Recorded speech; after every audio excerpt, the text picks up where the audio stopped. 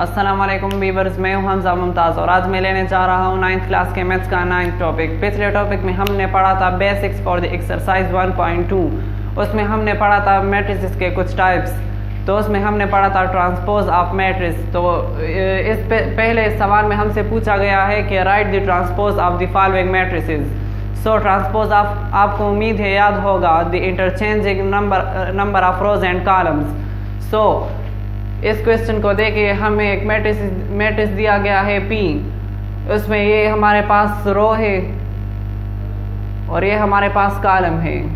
तो इसका ट्रांसपोज हम कैसे लेंगे? इस रोज को कॉलम में कन्वर्ट कर देंगे और कॉलम को रोज में। सो ये हमारे पास रो है, ये यहाँ कॉलम में कन्वर्ट हो गया। ये भी एक रो है तो ये भी कॉलम में कन्वर्ट हो गया।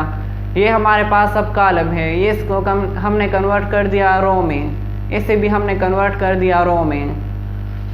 अब नेक्स्ट क्वेश्चन की तरफ देखिए, हमारे पास एक मैट्रिक्स है Q।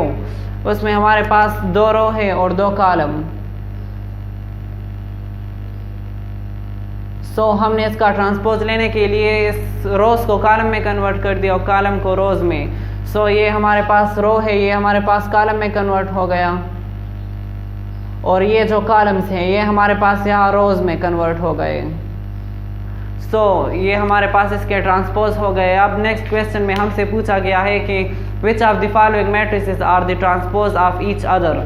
सो देखिए, हमारे पास चार मैट्रिसेस दिए गए हैं जिसमें है A, B, C and D। So solution की तरफ देखिए, हमने A का ट्रांसपोज लिया तो ये जो रो है ये हमारे पास कॉलम में कन्वर्ट हो गए और ये कॉलम्स हमारे पास रोज में कन्वर्ट हो गए। सो ये इसका ट्रांसपोज हुआ। अब बी की तरफ देखिए, हमारे पास इस रोज को मैंने कॉलम में कन्वर्ट कर दिया और इस कॉलम को मैंने रोज में कन्वर्ट कर लिया। सो अब आप इसकी तरफ गौर करें तो ए जो है बी का ट्रांसपोज हो गया और बी जो है वो ए का ट्रांसपोज हो गया। So A is the transpose of B while B is the transpose of matrix A. अब सी की तरफ देखिए, इसका मैंने ट्रांसपोज लिया, इसमें दो रो है तो यहाँ दो कॉलम हो गए। तीन कॉलम है तो यहाँ तीन रोज हो गए। इसका मैंने ट्रांसपोज ले लिया। फिर डी को देखें, वहाँ भी तीन रो है तो यहाँ मैंने तीन कॉलम को कन्वर्ट कर दिया। वहाँ हमारे पास दो कॉलम है तो यहाँ मैंने कॉलम्स को दो रोज में कन्वर्ट कर लिया। सो ये इसका ट्रांसपोज हुआ।